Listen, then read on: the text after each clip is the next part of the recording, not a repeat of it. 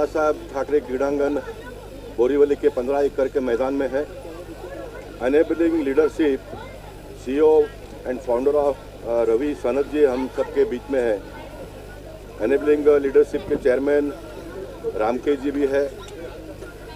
8000 बच्चे इस संस्था में काम करते हैं और 2 दिन का यहाँ पर ये फुटबॉल का इवेंट चलेगा जिसमें 700 से भी ज़्यादा बच्चों ने भाग लिया है। और ये 5 राज्यों में से बच्चे आते हैं।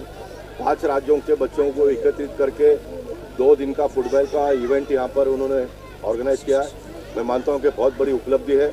देश के प्रधानमंत्री सम्मान्य श्री नरेंद्र मोदी जी खेलो इंडिया की जब बात करते हैं तो किस तरह से देश भर के बच्चे इसमें जुड़े हैं, ये उसका साक्षात दर्शन हम आज यहाँ पर कर पा रहे हैं। मैं बहुत ही प्रसन्नता महसूस करता हूँ। सांसद के नाते मैंने जो ग्राउंड यहाँ पर बनाए उत्तर मुंबई में, उस ग्राउंड का उपयोग इस तरह से हो रहा है और इस ग्राउंड की चर्चा आने वाले दिनों में सिर्फ मुंबई महाराष्ट्र में नहीं तो देश के 5 राज्यों में भी होगा।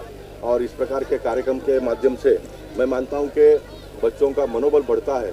और ये सारे जो बच्चे इन्होंने लाए हैं वो मध्यम वर्गीय और स्लम एरिया में से बच्चों को पकड़कर इन्होंने लाया है। ये बहुत बड़ी बात है, ऐसा मैं मानता हूँ। इस उम्र में बच्चों को प्रोत्साहित करना, उनके दिलो दिमाग में एक आत्मविश्वास डालना, ये बहुत बड़ी उपलब्धि है। आज के छोटे बच्चे कल के हमारे देश के नेता होंगे, इस प्रकार की भावना व्यक्त करता हूँ। और फिर एक बार मैं एनेबलिंग इंडिया के सारे लीडर्स को बहुत बहुत धन्यवाद देता हूँ। रवि सर, आप क्या कहेंगे सर, कैसी कल्पना है इस कार्यक्रम के बारे में? तो पहले तो मैं गोपाल शेट्टी जी का थैंक यू बोलता हूँ क्योंकि उन्होंने इतना टाइम लिया हमारे लिए यहाँ पे आके और हमारा उद्घाटन किया और बच्चों को ये स्पोर्ट्स के बारे में बोला।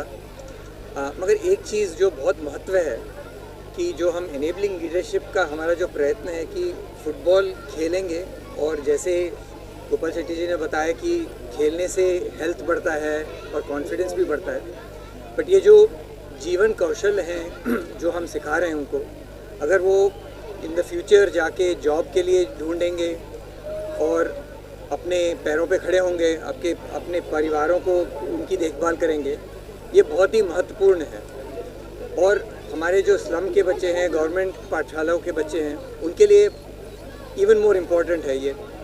और ये हम प्रयत्न कर रहे हैं। अभी आज हम 9000 बच्चों के साथ काम कर रहे हैं। हमारी आशा है कि अगले 10 साल में हम 10 लाख बच्चों के साथ काम करेंगे और ये उनकी परिवर्तन लेके आएंगे। किस से आए हैं यहाँ पे लोग? तो यहाँ पे दिल्ली से हैं, पुणे, हैदराबाद, चेन्नई, बेंगलुरु और काफ़ी रूरल 45 गाँवों से आए हैं।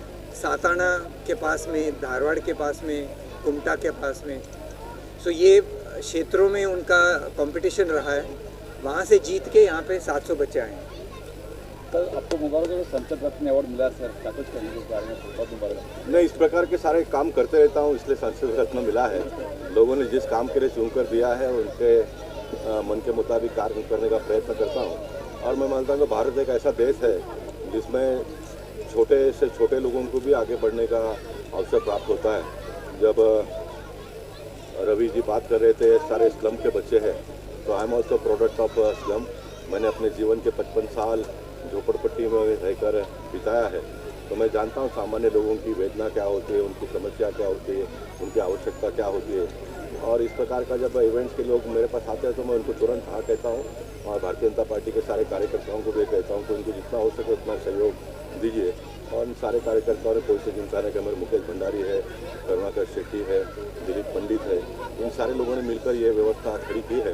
मैं मानता हूँ कि ये जहाँ कहीं भी जाएंगे तो ये सारी बातें करेंगे। इसमें एक अपनापन का भावना बढ़ जाता है, पैदा होता है। और यही हमारी देश की खूबसूरती है कि हम जिनको जानते भी नहीं है, पहचानते भी नहीं है, उनके साथ में एक रिश्ता नाता बनाते हैं। और यही एक ताकत है देश की।